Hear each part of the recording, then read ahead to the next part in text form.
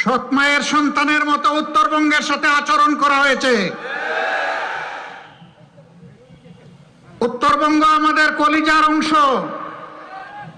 এই উত্তরবঙ্গ বাংলাদেশকে খাদ্য এবং পুষ্টি সরবরাহ করে, আর সেই উত্তরবঙ্গকে পিছিয়ে রাখা হয়েছে ইচ্ছা করে। আমি তার সাক্ষী হতে এসেছি। উত্তরবঙ্গ থেকে আগামীতে আমরা আর কোনো বেকারের মুখ দেখতে চাই না।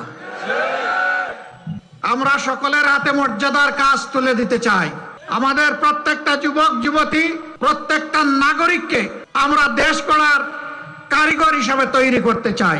গোটা উত্তরবঙ্গকে কৃষিভিত্তিক শিল্পের রাজধানী বানাতে চাই। বন্ধ চিনি কল খুলে দিতে চাই। শ্রমিকদেরকে কর্মক্ষেত্রে আমরা ফিরিয়ে নিতে চাই। ভাই, আমাদের কাছে কোনো কার্ড নাই।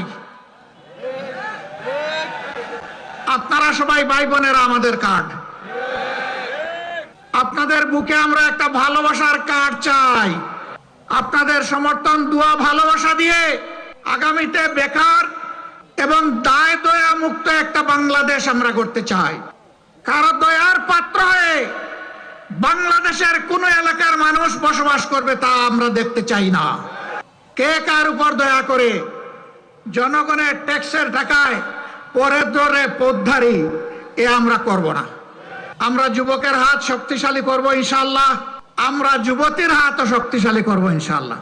পরিবার যেমন নারী পুরুষের সমন্বয়ে গড়ে উঠে সমাজের সবচেয়ে ক্ষুদ্র এবং সমাজের ভিত্তি হিসেবে পরিবার যেমন গড়ে উঠে, আমরা নারী পুরুষ মিলে বাংলাদেশকেও গড়ে তুলব ইনশাআল্লাহ। মানুষ আওয়াজ দেয় টেকনাফ থেকে তেতুলিয়া। ওই টেকনাফের উন্নয়ন জোয়ার আর আসতে পারে না তেতুলিয়া পর্যন্ত। আমরা এটা উল্টাইয়ে দেবো ইনশাআল্লাহ। বলবো তেতুলিয়া থেকে টেকনাফ।